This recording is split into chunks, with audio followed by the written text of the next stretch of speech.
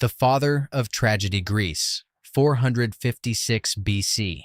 That sound, dry, dense, final, was a tortoise striking the skull of the greatest playwright in the ancient world. Aeschylus was not merely a writer, he was the architect of human drama, the man who invented tragedy as a theatrical form, who gave the Western world its first notion of fate as an unstoppable, crushing force. 700 plays, gods, kings, prophecies. His name was spoken in Athens with the gravity reserved for temples. And then a prophecy came for him. An oracle delivered its verdict with clinical simplicity.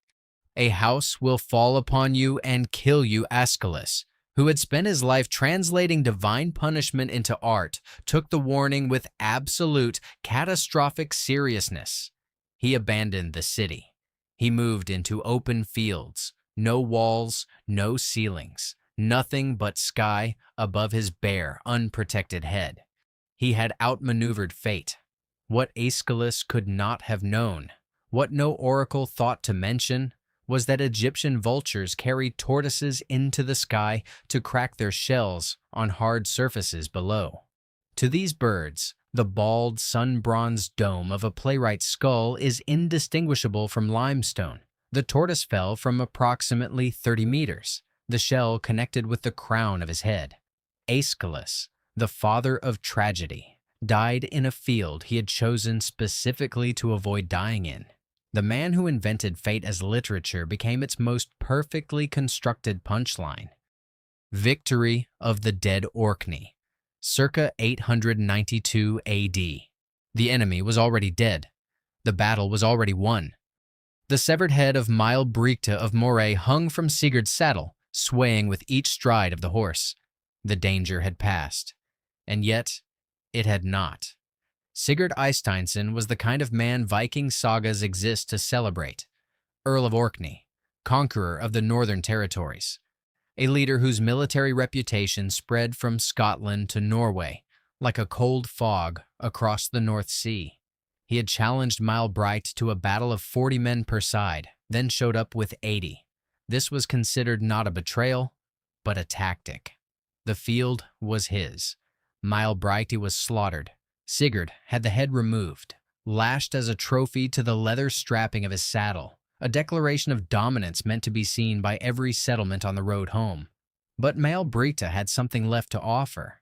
As the horse rode on, the exposed tooth of the severed head, a single protruding molar, slick with old blood and road dust, scraped continuously against Sigurd's calf.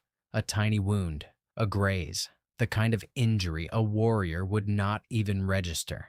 Within days, the flesh around the scratch had turned hot, then black. Then the infection moved with systematic efficiency through the leg, into the blood, into the organs. Sigurd the Mighty, conqueror of the North, died of a scratch from a man he had already killed. He won every battle that day, except the one that happened after the battle was over. The Weight of Glory. Braunau am Inn, Austria, 1567. His beard was the most famous thing in Europe, 4.5 feet of immaculate silver-white growth that he carried, folded in a special pocket sewn into his robe. Velvet leash, for his greatest achievement. Visitors traveled to Braunau specifically to stand before the burgomaster and witness it in person. That beard was his legacy.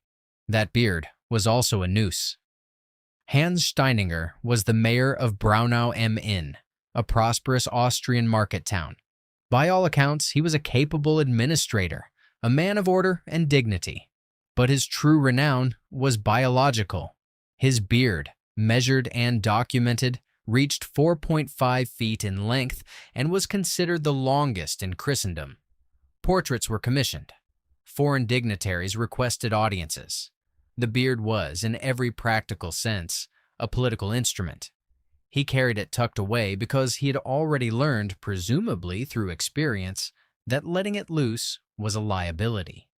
The night of September 28, 1567, Braunau was struck by a fire of sufficient severity to send the population into the streets.